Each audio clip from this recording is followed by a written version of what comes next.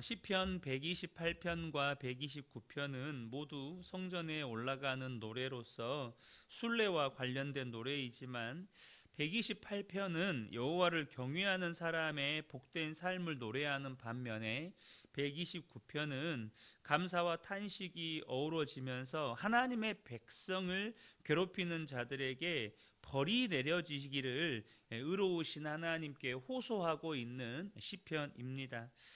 오늘 이 시편 128편과 129편을 통해서 제가 우리 성도님들과 나누고자 하는 것은 복에 관한 이야기입니다. 오늘 이 128편과 129편이 복에 관한 중요한 사실들을 우리에게 알려주고 있다는 것이죠. 하나님은 우리에게 복을 약속하셨습니다. 그러나 예수 믿는다고 해서 하나님의 백성이라고 해서 무조건 복을 받는 것은 아니라는 사실이죠. 하나님은 이스라엘이 하나님과 맺은 언약에 충실할 때 복을 주시겠다고 약속하셨습니다. 그 언약의 조건이 무엇입니까? 복에 관한 약속에 기록된 대표적인 말씀 가운데 하나가 신명기 28장인데요. 신명기 28장 1절과 2절을 보면 내가 내 하나님 여호와의 말씀을 삼가 듣고 내가 오늘 내게 명령하는 그의 모든 명령을 지켜 행하면 내 하나님 여호와께서 너를 세계 모든 민족 위에 뛰어나게 하실 것이라. 내가 내 하나님 여호와의 말씀을 청종하면 이 모든 복이 내게 임하며 내게 이르리니라고 말씀합니다. 그러니까 우리가 복에 관해서 알아야 할 중요한 사실 첫 번째는 뭐냐면 여러분 복을 받으려면 하나님과 맺은 언약에 충실해야 한다는 것입니다. 다시 말하면 하나님의 말씀을 듣고 순종하는 자들에게 하나님은 복을 주시겠다고 약속하셨다는 것이죠. 오늘 본문 시편 128편도 그 시작에 이것을 이야기합니다. 1절을 보면 여호와를 경외하며 그의 길을 걷는 자마다 복이 있도다. 그러니까 아무나 복을 받는 게 아니고 하나님을 경외하고 그의 길을 걷는 자, 다시 말하면 하나님의 말씀을 청종하고 하나님의 말씀에 순종하며 사는 자에게 하나님은 복을 주신다는 것입니다. 그러므로 저와 여러분이 복에 관한 분별력이 있으셔야 합니다. 많은 사람들이 복하면 이 세상에서 하는 일이 잘 되고 건강하고 또 재정적으로 안정을 누리고 세상에서 소위 성공하는 것을 많이들 생각을 합니다.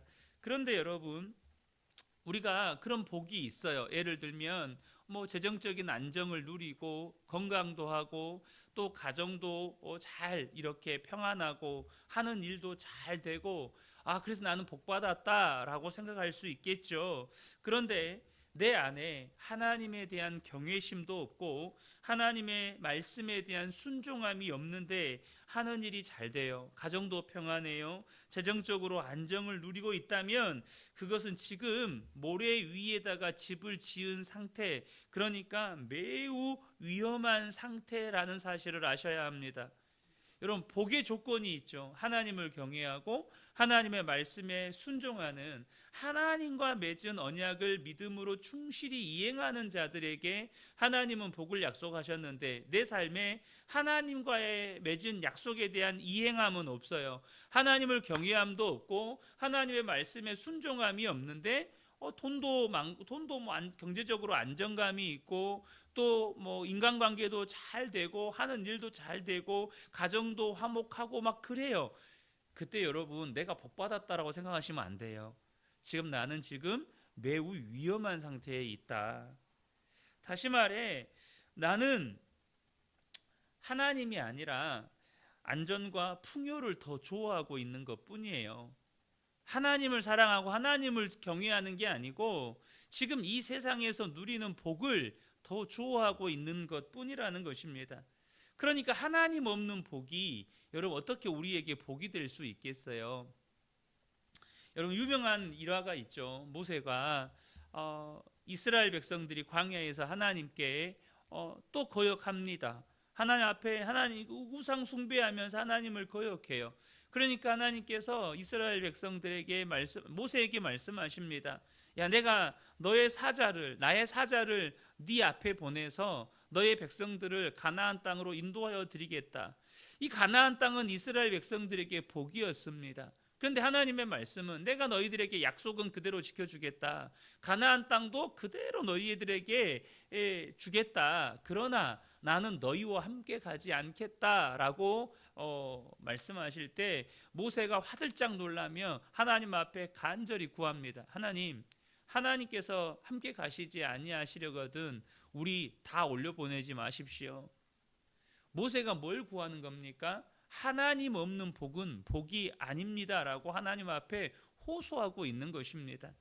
내 마음 안에 주님이 함께 하시지 않는데 가나안 땅이 우리에게 주어진들 그것이 어떻게 우리에게 복이 되겠습니까?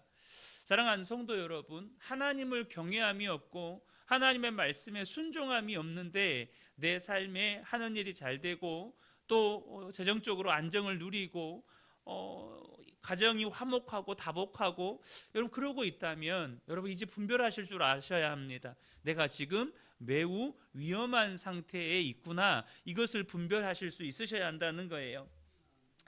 두 번째로 복에 관해서 본문이 우리에게 알려주는 것이 있는데 복은요 운수대통하는 것이 아니고 평범한 일상을 누리게 되는 것, 그러니까 평범한 일상을 누릴 수 있는 것이 복이라는 것입니다. 많은 성도들이 복할 때 운수대통을 생각을 해요. 그러니까 뭐 일확천금을 얻는다거나 복권에 당첨이 된다거나 혹은 뭐 소위 말해서 기인을 만나서 정말로 일이 잘 풀린다거나 이런 식으로 복을 생각하는 경향들이 있어요. 그러나 복은 결코 운이나 횡재가 아니고 성실한 수고의 결실, 곧 땀 흘려서 노동하여 대가를 얻는 것이 진정한 복이라는 것입니다. 2절에 보면 내가 내 손이 수고한 대로 먹을 것이라 내가 복되고 형통하리라. 수고한 대로, 땀 흘려 수고한 대로 수확을 얻을 수 있는 것, 그것이 복이라는 거예요. 근데 또 3절은 뭘 이야기하냐면 다복한 가정, 그러니까 풍성한 포도 열매 같은 현숙한 아내와 무성한 감람나무 같은 자녀 역시 복이라는 겁니다. 3절에 내 집 안방에 있는 내 아내는 결실한 포도나무 같으며 내 식탁에 둘러앉은 자식들은 어린 감람나무 같으리로다. 그러니까 여러분 지금 복에 관해서 우리에게 무엇을 말씀해 주고 있는 것입니까? 평범하고 당연하게 여기기 쉬운 것들, 그러니까 가정에 아내가 있고 성실하게 직장 다니면서 일해서 돈 벌어오는 남편이 있고 또 가정에 함께 식탁에 둘러앉아서 도란도란 이야기 나누면서 함께 밥을 먹는 자녀들이 있고, 이것이 하나님이 우리에게 주시는 복이라는 거예요. 너무나도 평범하게 여기고 당연하게 여기기 쉬운 것들이 사실은 대체할 수 없는 큰 선물이고 복이라는 것입니다. 그러므로 여러분, 저와 여러분이 갑자기 하늘에서 돈다발 떨어지기를 구하지 말고 땀 흘려 지금 일할 수 있다면, 혹은 함께 식탁에 둘러앉아서 도란도란 이야기 나누면서 밥을 먹을 수 있는 아내가 있고 남편이 있고 자녀들이 있다면 그것이 하나님이 주신 복이라는 사실을 저와 여러분이 기억하고 감사할 수 있는 복된 분들 되시기를 축복합니다.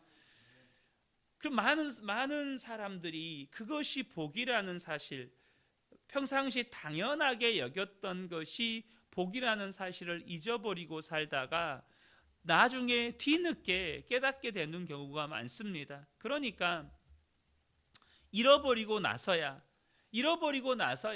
깨닫는 경우가 정말 많아요. 특별히 한국 사회처럼 경쟁이 심한 사회도 사실 드뭅니다. 한국 사회처럼 정말로 성공을 향해서 정말로 죽어라고 달려가는 사회도 드물어요. 그런데 보세요. 젊은 시절에 그렇게 성공을 향해서 죽어라고 달려가서 나름대로 사회적인 지명도 얻었고 인지도도 얻었고 사회적으로 안정적인 자리에 있어요. 그런데 어느 순간 아내도 혹은 자녀들도 다 내 주변에 없는 거죠. 너무나도 당연하다고 여겼던 것들이 나중에 잃어버리고 나니까 그것이 진짜 복이었다는 사실을 뒤늦게 깨닫게 되는 것이죠. 세 번째로 우리가 복에 관해서 알아야 될 것은 뭐냐면, 시편 기자가 복에 관해서 이야기하면서 하나님의 성전이 있는 예루살렘과 이스라엘 나라의 복과 평강을 노래하는 모습이 기록이 되어 있습니다. 5절과 6절인데요. 여호와께서 시온에서 내게 복을 주실지어다. 너는 평생에 예루살렘의 번영을 보며 내 자식의 자식을 볼지어다. 이스라엘에게 평강이 있을지로다 라고 이렇게 지금 이스라엘의 복과 평강을 노래하고 있는 모습을 보게 됩니다. 이 역시 복에 관한 중요한 사실을 우리에게 알려줍니다. 이것은 뭘 알려주냐면, 하나님이 기뻐하시는 진정한 복을 구하는 태도가 뭐냐는 것입니다. 여러분, 만약에 우리가 복을 구한다고 하면서 자기 자신과 가정에 대한 사적인 자기 자신, 자기 가정, 이것에만 우리의 관심이 머물러 있다면 그것은 이방인들의 기복적인 신앙의 태도라는 거예요. 내가 복받기 원해요. 우리 자녀들이 복받기 원해요. 우리 가정이 잘 먹고 잘 살았으면 좋겠어요. 그것은 이방인들이 구하는 기복적인 복을 구하는 태도라는 거예요. 우리가 정말로 하나님이 기뻐하시는 복을 구하는 태도는 자신이나 가정에 머물러 있지 않고 공동체 전체와 다음 세대 전체로 확장되어야 한다는 것입니다. 만약 내가 구하는 복이 나 자신, 내 가정 혹은 우리 교회에만 머물러 있다면 그것은 이방인들의 태도와 별반 다를 바가 없다는 거예요.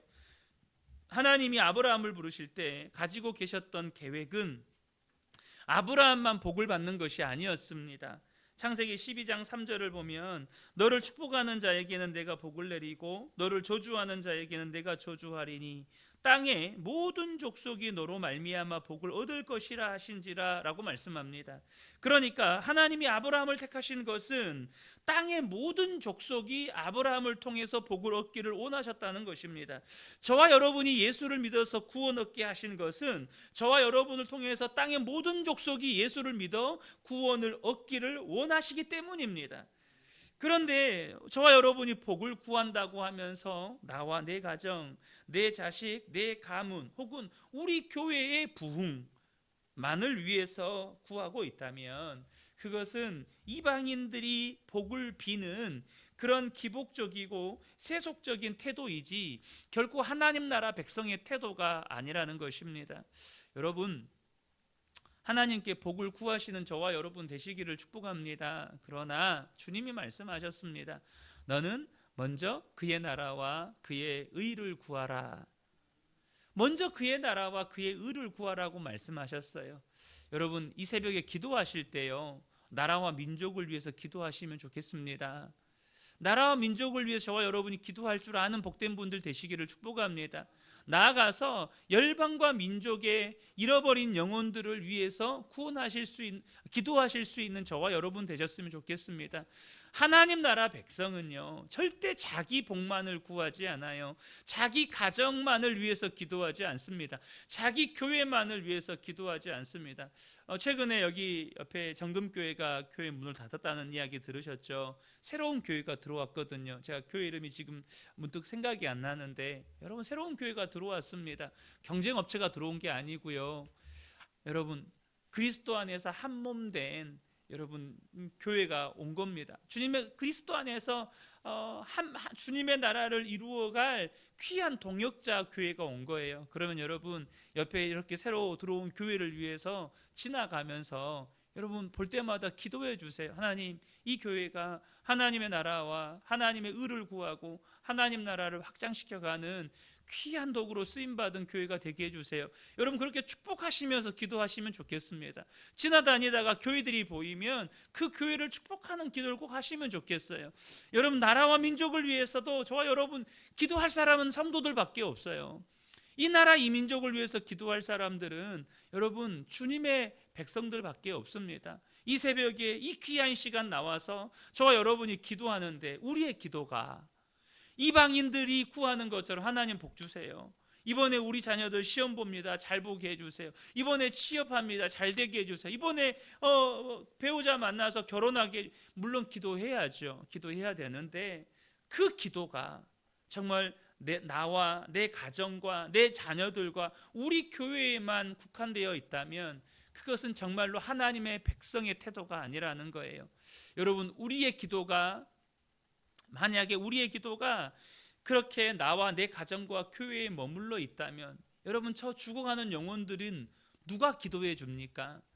주님의 백성들밖에 없다는 것이죠. 이 새벽에 함께 기도하신 우리 성도님들이 이제는 정말로 복에 관한 분명한 진실에 대한 태도, 분별력을 가지고 마땅히 구해야 할 것들을 구하고 그 복을 누리게 되는 저와 여러분 되시기를 예수님의 이름으로 축복합니다. 아멘.